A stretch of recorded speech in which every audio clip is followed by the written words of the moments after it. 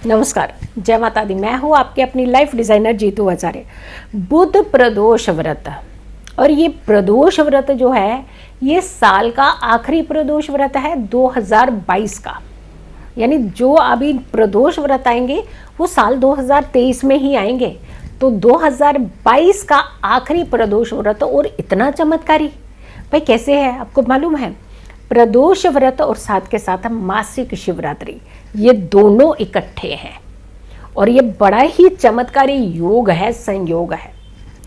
इस बार की अगर के हम बात करते हैं पोष महीने की मासिक शिवरात्रि और पोष महीने का ही प्रदोष व्रत, और वो भी बुध प्रदोष व्रत, ये दोनों एक दिन से पढ़ने से आपको शिव पूजा से कुछ खास लाभ मिल सकता है, बहुत फायदा हो सकता है।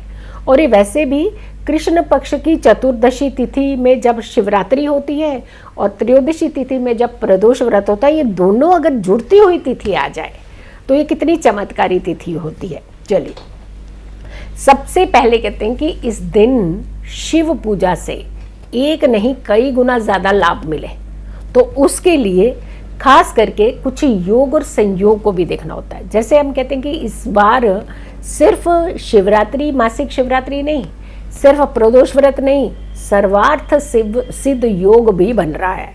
और सर्वार्थ सिद्ध योग मतलब हो गया कि हर काम को सिद्ध करने वाला योग। यानी अभी तक जितनी भी परेशानी आपने झेलनी थी वो झेल ली। यहाँ से टर्निंग पॉइंट है आपका 2023 की तरफ, और 2023 जो है वो बहुत अच्छा आगमन लेकर के आएगा। 21 दिसंबर प्रदोष व्रत और साथ के साथ मासिक शिवरात्रि, ये दोनों के योग बन रहे हैं, और उस पर सर्वार्थ सिद्ध योग का भी योग है, साथ में अमृत योग भी बन रहा है। तो ये सारे योग जो हैं ये विलक्षण संयोग बना रहे हैं, और विलक्षण संयोग का लाभ आपने और हम सभी ने जरूर लेना है।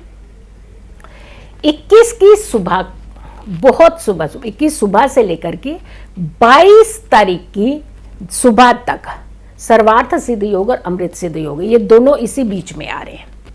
यानी 21 तारीख से लेकर 21 पूरा दिन भी रहेंगे, और 22 की सुबह, ये दोनों योग जो है ये बड़ा अच्छा संयोग बना रहे हैं। और ऐसे में ये व्रत बड़ा चमत्कारी व्रत हो सकता है।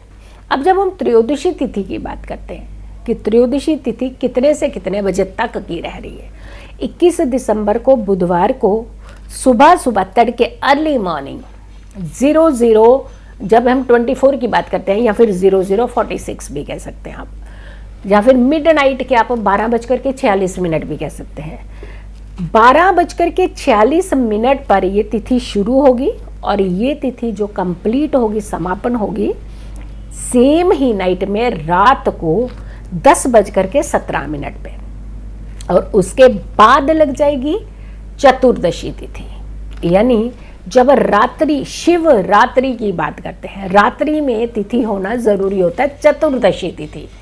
तो रात्रि में ही चतुर्दशी तिथि वहां से आरंभ हो जाएगी, और रात्रि का ही शिवरात्रि की पूजा में खास महत्व होता है। एक तरफ प्रदोष का महत्व खत्म भी नहीं हुआ, साथ में ही सेम नाइट में आपकी रात्रि भी पड़ गई।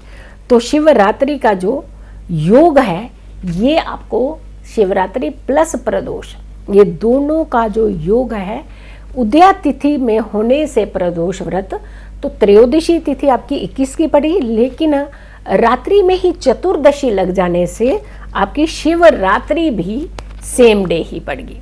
तो इसका मतलब ये हुआ कि शिवरात्रि और प्लस त्रयोदशी, ये दोनों की दोनों तिथियां एक ही दिन में पड़ने से ये बड़ी चमत्कारी योग संयोग बन गए। क्योंकि चतुर्दशी का जो आरंभ है, जो शुरू हो रही है चतुर्दशी, जब शिवरात्रि मनाई जाती है, तो ये हो रही है मासिक शिवरात्रि की चतुर्दशी जो तिथि है वो 21 दिसंबर की रात को 10:17 से शुरू हो करके ये 22 दिसंबर को सुबह, 22 दिसंबर को शाम को 7:14 तक रहेगी।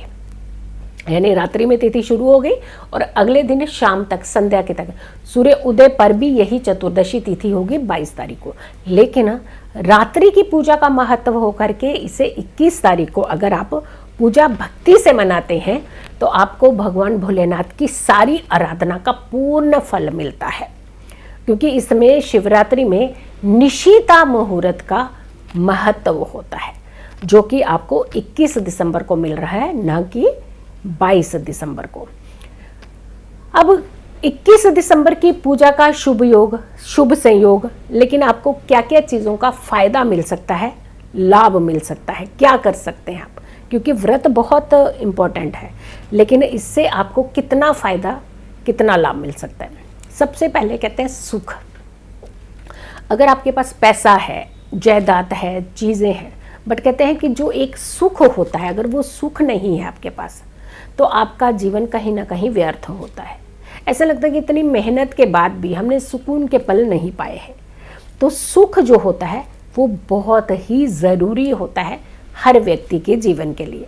फिर आती है समृद्धि, मतलब किसी भी चीज़ को अगर धन नहीं है तो मुश्किल है।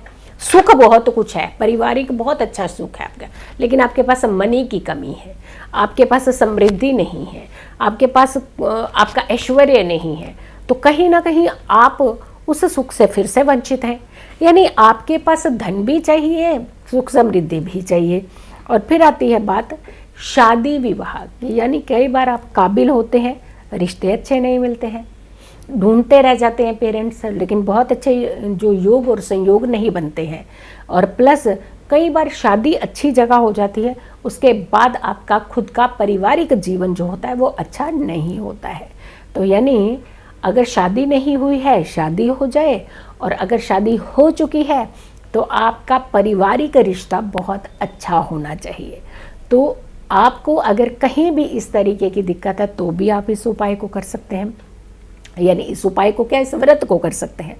फिर कहते हैं कि हर धन सुख ये सब मिल जाता है, लेकिन सुकून के, शांति के पल नहीं मिलते हैं।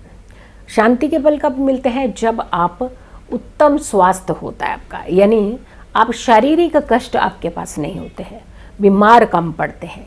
तो देह रोग जो होते हैं ये भी हमें बहुत सारे सुखों से वंचित कर देते हैं। तो बीमारियां ना हो, कष्ट ना हो, तकलीफ़ें ना हो, धन की कमी ना हो, सुख की कमी ना हो, ये सारी चीज़ें अगर अच्छी हो जाएं तो आपका जीवन जो है वो सफल होने लगता है।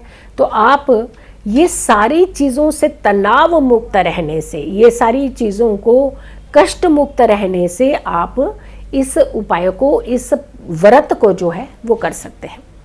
आप ये व्रत कीजिए, आप इस व्रत के सारे नियमों का पालन कीजिए। जैसे सूर्य अस्त के बाद, यानी एक दिन पहले से 20 तारीख के सूर्य अस्त के बाद से आप नियमों का पालन करना शुरू कर दीजिए। और प्रदोष काल की पूजा प्लस रात्रि की पूजा 10:17 के बाद की पूजा, अगर आप ये पूजा करते हैं, भगवान भोलेनाथ का स्मरण करते हैं, भगवान भोलेनाथ को, अगर बेलपत्र है आपके पास, बेलपत्र अगर आप वहाँ अर्पित करते हैं भगवान भोलेनाथ को, या फिर आप सफ़ेद चंदन आप अर्पित करते हैं, या फिर गंगा जल की आप एक धार बना करके भगवान भोलेनाथ को गंगा जल की धार अर्पित करते हैं, या फिर आप उनके सामने गंगा जल रख करके ओम नमः शिवाय मंत्र का जाप करके पूरे घर में छिड़काव करते हैं, तो आपके घर में सुख समृद्धि भी आती है, आपके घर में खुशियाँ भी आती हैं। लेकिन जिन बच्चों की शादी नहीं होती है उनके लिए एक खास उपाय है। बेलपत्र अगर है तो 21 बेलपत्रों की माला बना लीजिए। हर बेलपत्र के ऊपर आप चंदन का तिलक लगा लीजिए, सफ़ेद या पीला चंदन कुछ भी हो सकता है, लेकिन बेलपत्र को माला बनाने से पहले गंगा जल से धो लीजिए या फिर गंगा जल का छिड़काव कर लीजिए। ये बेलपत्र की माला आप भोलेनाथ और माँ पार्वती को अर्पित करते करते आप ये ज़रूर बोलिए कि आने वाली शिवरात्रि से पहले हमारे घर में एक अच्छा सा रिश्ता आ जाए। तो यकीन मानिए भगवान भोलेनाथ इस समय बहुत अच्छे से मान जाते हैं सबकी बात। प्रदोष की बात करते हैं कि कोई भी दोष आपके जीवन में ना रहे, तो प्रदोष काल की पूजा आप ज़रूर कीजिए। ये व्रत साल का आखिरी व्रत है, इसका पूर्ण लाभ उठाइए। अगर कोई काम आपका रुक रहा है तो भी आप भगवान भोलेनाथ की आराधना कीजिए, भगवान भोलेनाथ के आगे अर्जी लगा दीजिए, तो आपके काम बनना शुरू हो जाएंगे। वीडियो को ज़्यादा से ज़्यादा लोगों तक ज़रूर शेयर कीजिएगा। अगर आप लोगों ने अभी तक चैनल को सब्सक्राइब नहीं किया है तो ज़रूर कीजिए, वीडियो शेयर कीजिए और मेरी आने वाली हर वीडियो का इंतज़ार करें। तब तक के लिए नमस्कार।